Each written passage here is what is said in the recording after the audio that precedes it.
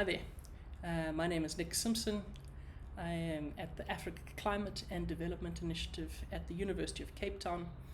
Many of us involved in the sixth assessment round of the IPCC have become increasingly interested in the terms used to describe the complex interactions of phenomena associated with climate change and their potential influence on climate change risk. For example, the interaction between correlated climate extremes such as drought and deadly heat. So a year ago, we embarked on a house cleaning exercise for the climate risk community. We attempted to categorize and explain the essential interactions that create climate change risk. We wanted to understand better the range of terms that have become popular in the climate science community, such as compound hazards, cascade risks, and correlated extremes, and establish their use for large-scale climate risk assessment. So here, on behalf of my co-authors listed below, I'll present the essential conceptual contribution of where our thinking has landed over the last year. I'll begin by sketching challenges of multiple interacting drivers of risk and why it's important that they are considered in climate change assessment and response. Then I'll present our framework of three categories of complex climate change risk and demonstrate their utility through two well-known examples, the European heatwave and the Cape Town drought. This is important because we live in a highly networked world where multiple drivers of climate change risk interact with each other, as do risks themselves. Connections among socio-economic, environmental, and technological systems transmit risk from one system or sector to another, creating new risks or exacerbating existing ones.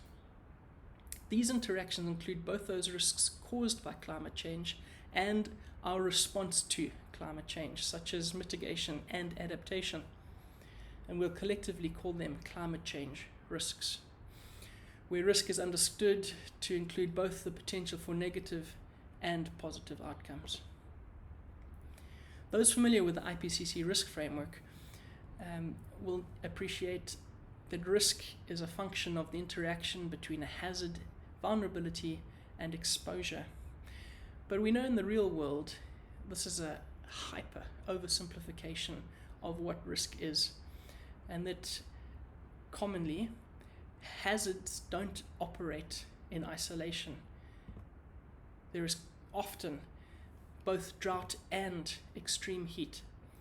And in many cases where they are correlated, they might compound each other to have particularly severe risk outcomes. Likewise, following drought or extreme heat, extreme rainfall and flooding can occur, as we observed in the Australian case after their wildfires last year. So these multiple interactions of hazards can compound each other and cascade to have augmented effects. And that has grabbed the attention of the climate risk community in recent years. But if that's true of hazards, the same is likely true, if not even more so, for vulnerabilities and exposures. And risks themselves will interact with each other. This risk framework also doesn't provide for the integration of responses in how we understand the generation, proliferation, or severity of risk. So we propose that assessment of climate change risk can be organized into three categories of increasing complexity based on, firstly, the interaction of determinants of risk, as in category 1 here. Then secondly, the interaction of drivers of risk within these determinants. And thirdly, interacting risks. Category 1, pictured here, largely reflects the status quo of existing climate risk assessment, where a single climate hazard, vulnerability, and exposure interact. But even for category 1, the complexity of climate risk is often only partially accounted for in risk assessment. For instance, multiple studies project increased risk from dangerous heat for people or biodiversity based on their exposure, but do not consider vulnerability or response to heat stress. Our Category 1 goes further by explicitly recognizing that a response to climate change can also potentially be a driver of risk. This is important because for some risks, responses to climate change may be the dominant driver of potential risk outcomes. This inclusion of how a response in one sector or region can drive another risk, that the response action had little or no intention of influencing. And it's an important feature of an effective assessment approach for complex climate change risk. Lastly, non-human responses can also be included, such as the migration of species in response to temperature change. Our Category 2 is distinguishable from Category 1 because it considers interactions of drivers both within and among the determinants of risk. For example, multiple climate hazards such as concurrent heat and drought interact with each other, increasing the severity of risk. Category 2 expands on the risk assessment space by highlighting the need for equal attention to interactions among multiple drivers of vulnerability, exposure, and response. These drivers can be interacting in uni or bidirectional ways, creating compound or cascading interactions, but can also aggregate. Thirdly, Category 3 considers the interaction of multiple risks, including those associated with climate change and those to other drivers. For example, multiple breadbasket failure can affect financial, food, and human security through major financial losses to agricultural insurers globally and enhanced potential for civil unrest. Risk assessment in Category 3 is inherently cross-sectoral. This focuses on interactions among multiple risks across different sectors and regions. And it's important because they are a reality that people need to manage regardless of the level of quantitative assessment information available for decision making. If each risk is assessed independently, the severity of individual risks and of the overall risk landscape can be misestimated. In Category 3, each risk may have its own set of determinants, hazard, exposure, vulnerability, as well as response, although these can also be shared between the risks, making it highly complex. They can aggregate, they can compound, and they can cascade. To inform decision making, assessment of complex climate change risk will often require consideration of multiple interacting risk drivers as well as interacting risks. Building from available research and incomplete information, climate change risk assessment may often begin at lower levels of complexity, but should be clear about the need to regularly update risk assessment based on new knowledge of interacting risk drivers and interacting risks. We will use two examples to illustrate this. Although assessment of climate change risk will often begin with Category 1, stopping there has potentially severe limitations for risk assessment. This is well illustrated by the European heat wave. Between May and August 2018, different sub-regions of Europe experienced multiple concurrent heat extremes that were compounded by severe drought conditions. Low water levels in rivers led to restrictions for shipping, nuclear power plants were shut down, and railway lines buckled under the heat. Crop yield reductions of up to 50% were reported from Central and Northern Europe, alongside losses of livestock.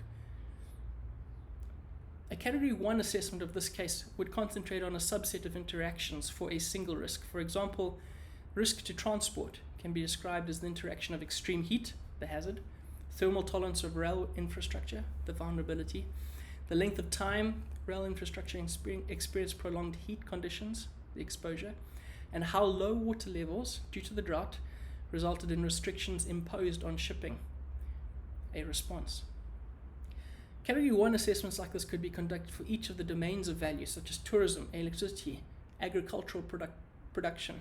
Yet, a Category 1 assessment excludes key information because the severity of risk was often determined in this case by interactions among multiple drivers within each determinant, better described as a Category 2.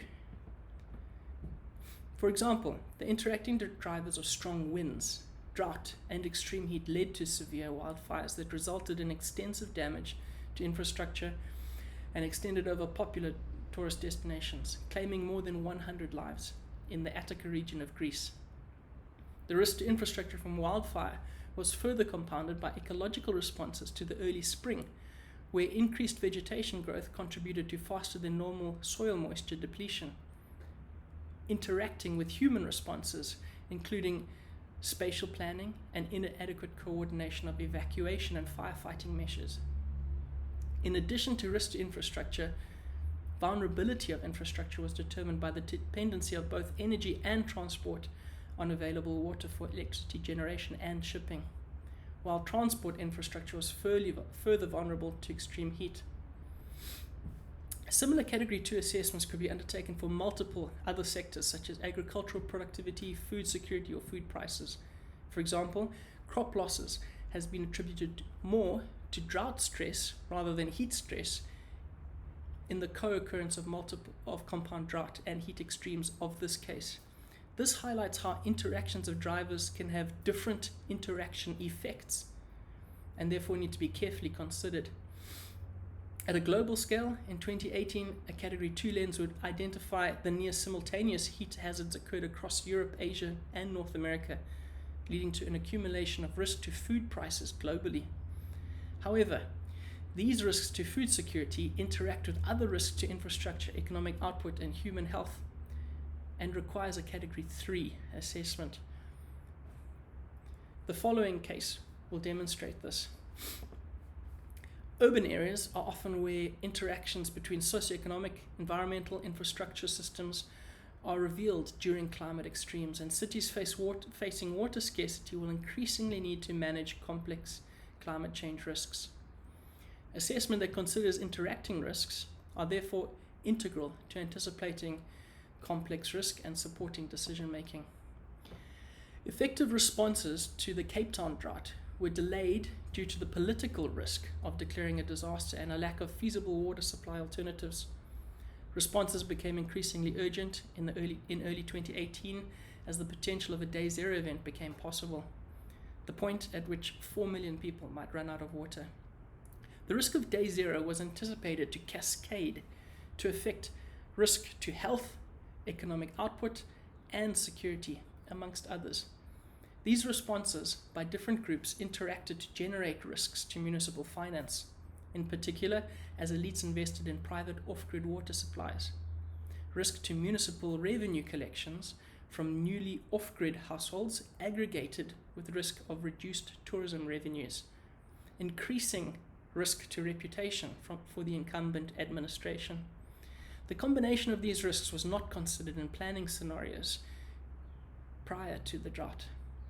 As the city's municipal budget was disrupted, the political risk of capital-intensive responses such as desalination increased and compounded with the ecological risk from proposed water abstraction projects. Complex climate change risk assessment is a formidable and urgent challenge. Although real-world experience underscores the importance of interacting drivers of climate change risk and of interactions among multiple risks, these risks have been incompletely and inconsistently assessed to date. The framework presented here provides an opportunity to strengthen assessment of complex climate change risks by clarifying the types of interactions that generate risk and where they originate. Moreover, the integration of responses into climate change risk assessment frameworks helps deepen understanding of and increases the relevance of climate change risk assessment for a diversity of decision makers. Climate change risk assessments may often begin at low levels of complexity, but should be clear about the need to regularly update risk assessment based on new knowledge of interacting risk drivers and interacting risks. Thank you.